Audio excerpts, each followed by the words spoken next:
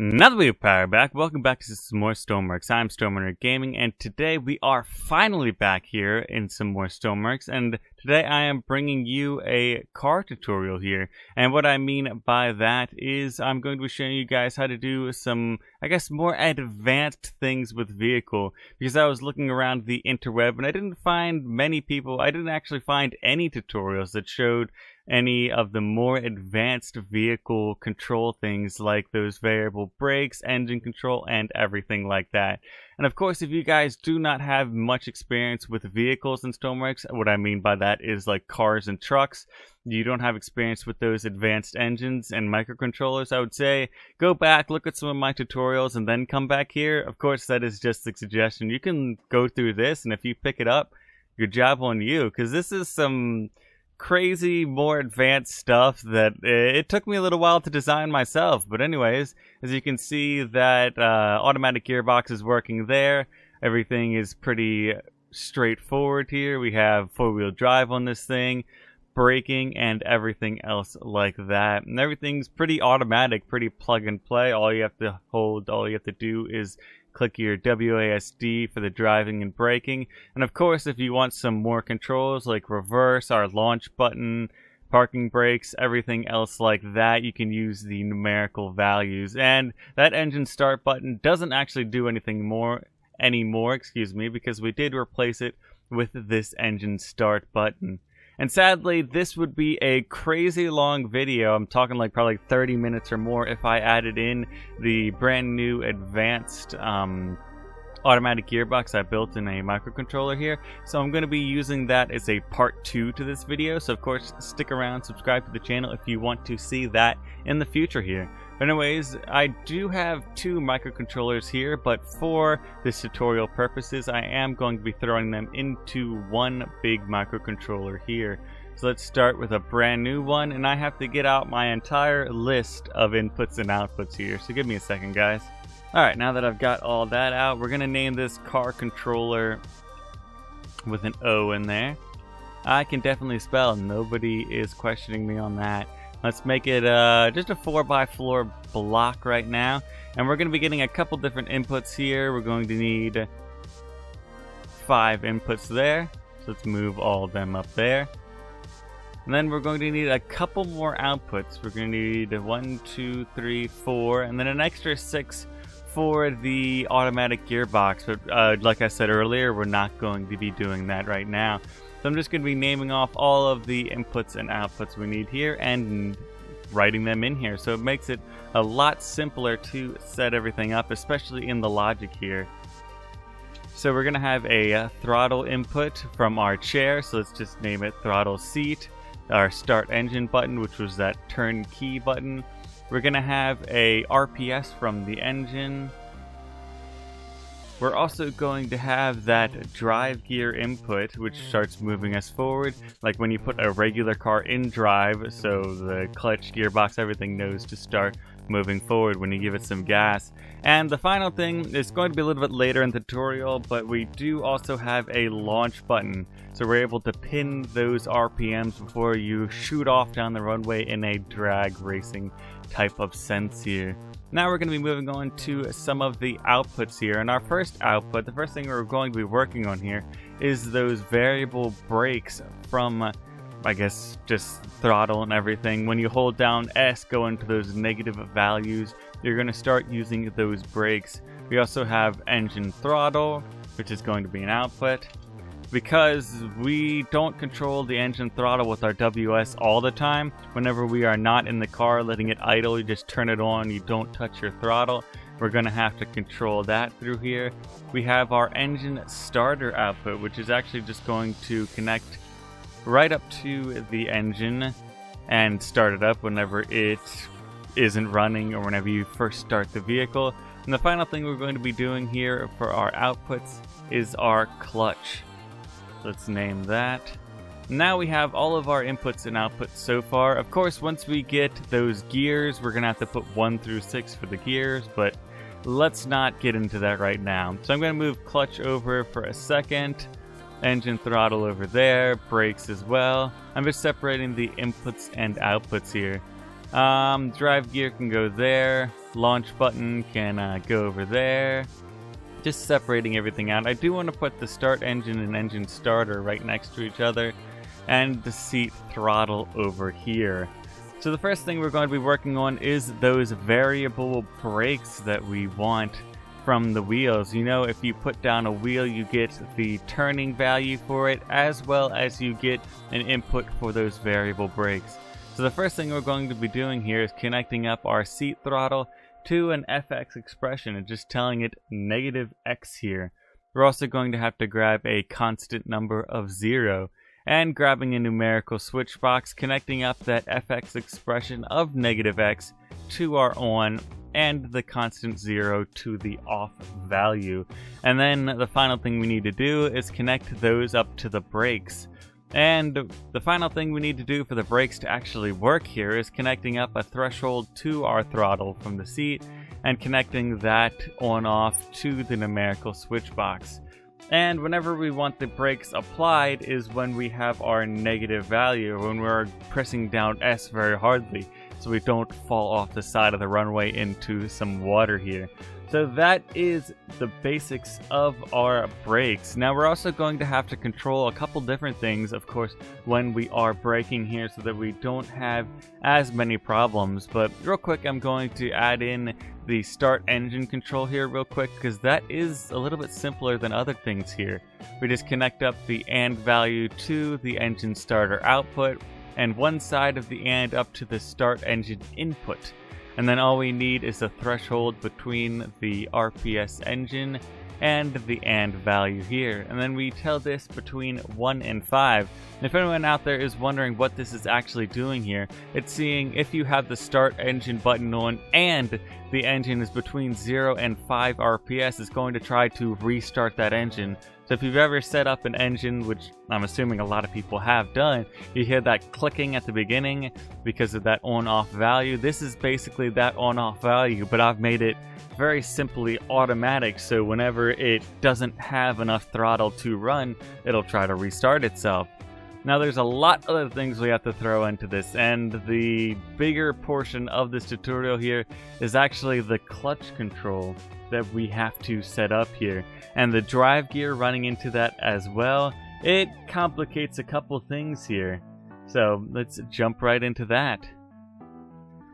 But first, the first thing I want to get done before the clutch is here, we want to get engine throttle done here. So we're going to need a couple different numerical switch boxes in a chain here to set everything up, connecting that guy there. We have to connect this guy to the off side of that, and we're going to need a couple different things to get some stuff done here. We're going to need 2 threshold gates under these two, connecting them up to the numerical switch boxes. And we're going to have to give them a couple different values. This one goes from 0.3 to 1, and this guy goes from 0 to 0.3. And I'll show you guys and explain what is happening with all of these values. But we're going to put a constant number of 0.08 here. And then this guy needs a couple different values coming from different places. The off one is first going to get its value of 0.25, and we also need to send a value to the on side, which is the actual throttle we get from our engine here. So we have to take the throttle from down there and connect it up to that numerical switch box here. And these thresholds here actually do need a couple values to go to them as well. So the first one, this threshold right here is connected up to that throttle there. And then this guy is also connected up to our throttle seat right there. And before we go on, I do just want to save this guy up, car controller 2, and make sure everything is good here.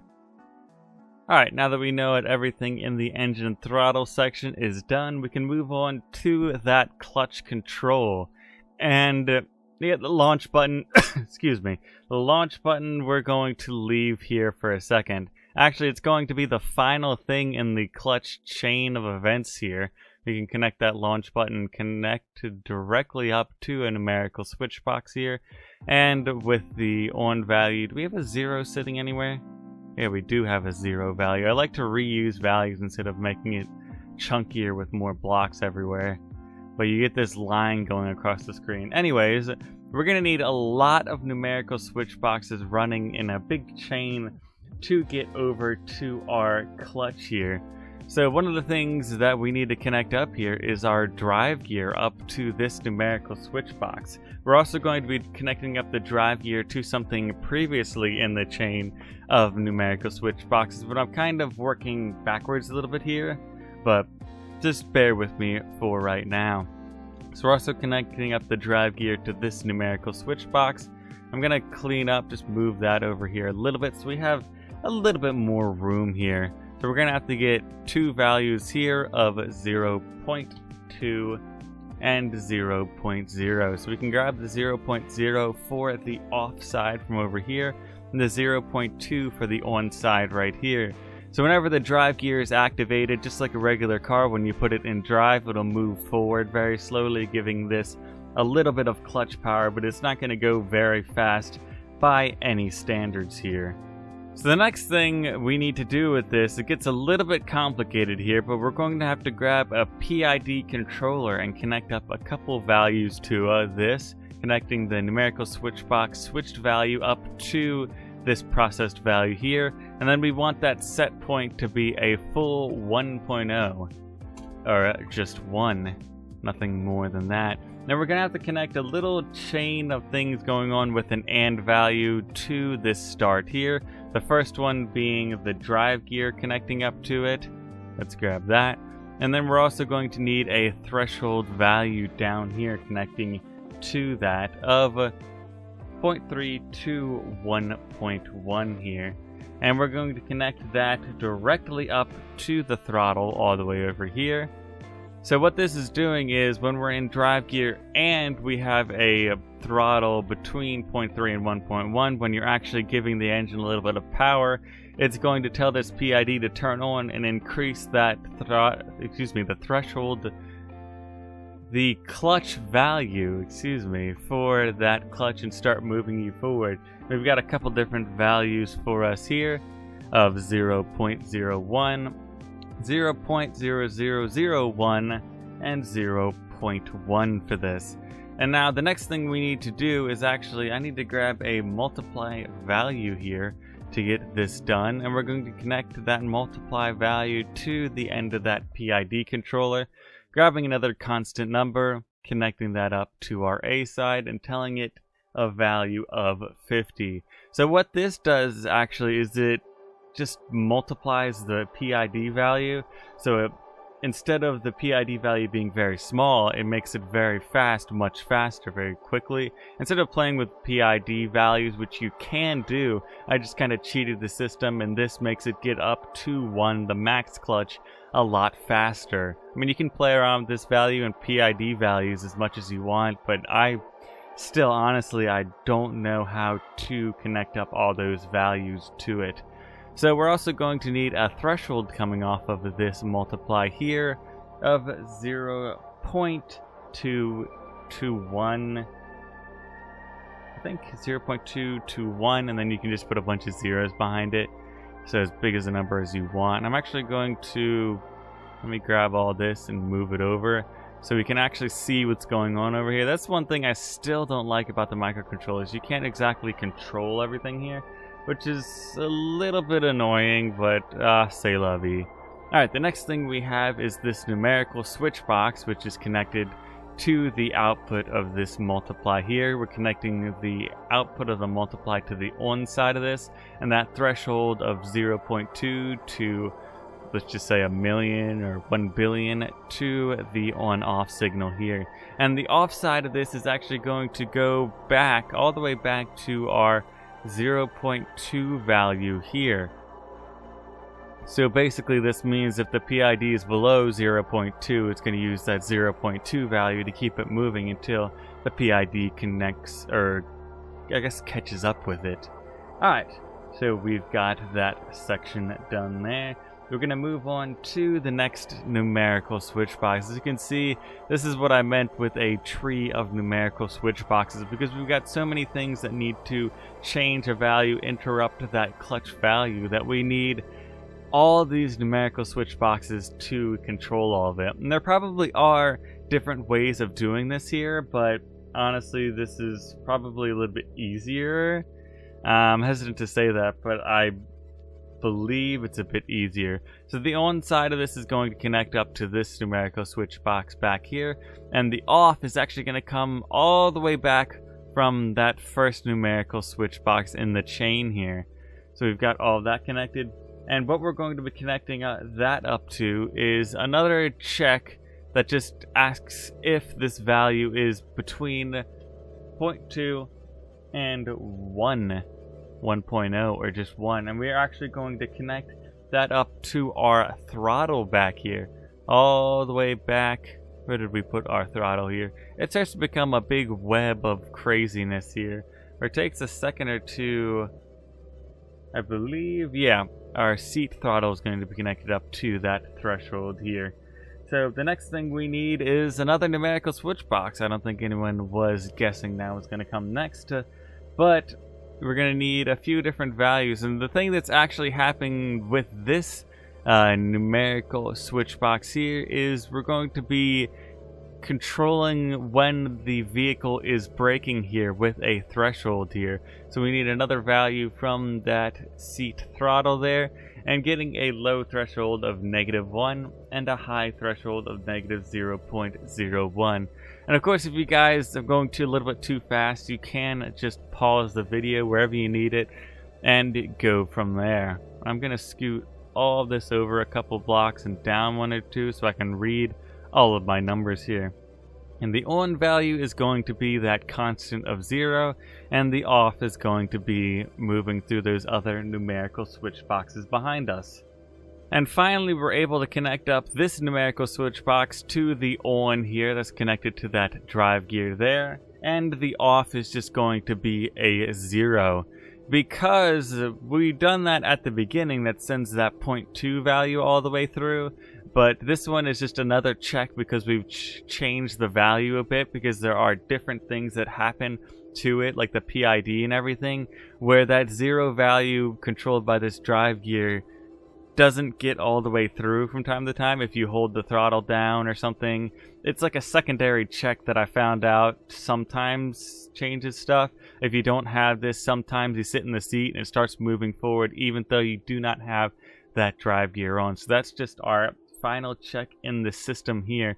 And of course, we've got that launch button as well. So that is all the controls we need, and actually we can save this guy up and start connecting a couple of things up to our vehicle here. Let's look up our car controller, and we want the second variant, or is it our first or second variant? Car controller 1, there we go. So let's grab that guy, and we'll just put him on the side of the vehicle right now. And I'm actually going to have to just drop those 2 gears. My vehicle is going to be quite slow right now because actually the first couple of gears I've set up to it actually slowed down the engine. But when the gear shifts up, it speeds itself up again. And then I had 2 more on top of that that sped it up. But I've just deleted those 2 gears. And now we should be fine. It's not going to be a very fast vehicle, but nonetheless, it should work. So the first thing I'm going to connect up is those variable brakes on the wheels here. And then we've got a couple more to go on here. I forget what button, I believe. Yeah, number 5 was our launch button. And that launch controller button actually helps a lot more when we have gears on it. But we connect up that drive gear to a toggle button here. Our engine RPS has to come from the revolutions per second of our engine. That clutch control going over to the clutch there. Start engine button going to that key button. Engine starter connecting up to the engine on off. We've got the W and S throttle here from that. And then we have the engine throttle going to there.